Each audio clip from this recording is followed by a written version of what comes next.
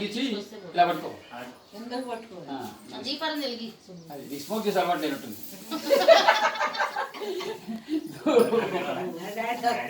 వాళ్ళు చెప్పక మంచిగా వెలిగించేస్తారు. అలాగే తాట పెట్టాలా పొలం డౌన్ ఉండాలి, జాగ్రత్త. మీ డాడీ చేయగలిచు అగరబత్తి డౌన్ చేయాలి. కరెక్ట్. ధూపం అలాగే 2 నిమిషాలు పట్టుకోండి, బయట గాలి వస్తుంది చల్లటి గాలి.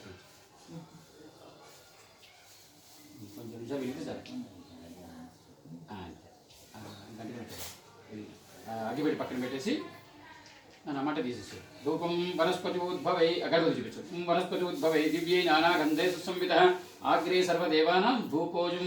ఈ చేత పట్టుకుని కుడి చేత ధూపమాగ్రహయామి. అట్లా వాసన చూపించడం కరెక్ట్. సువాసన అది అమ్మకి ఇచ్చే. అమ్మ దేవుడి దగ్గర పెట్టేసవి మనకి ఎందుకు అంటే ధూపమాగ్రహ. ఇక్కడి నుంచి దీపానికి నమస్కారం తీసుకోండి. ప్రత్యక్ష దీపం దర్శయామి. ధూప దీపానంతర శుద్ధ ఆచమనీయం సమర్పయామి. ఒక చుక్క నీళ్ళు గణపతి చూపించి వదిలిపెట్టండి. మామిడప్పుడు ఇందాక గణపతి చూపించి వదిలిపెట్టండి. అంతే. నైవేద్యం. ఇప్పుడు నైవేద్యం బెల్లం ముక్కలు కొన్ని పండ్లు ఉన్నాయి కదా. ఏముంది ప్రసాదం పట్టండి. పెట్టేశారా? అది అక్కడ మామిడాకు తీసుకో. బెల్లం ముక్కలు మీద పండు మీద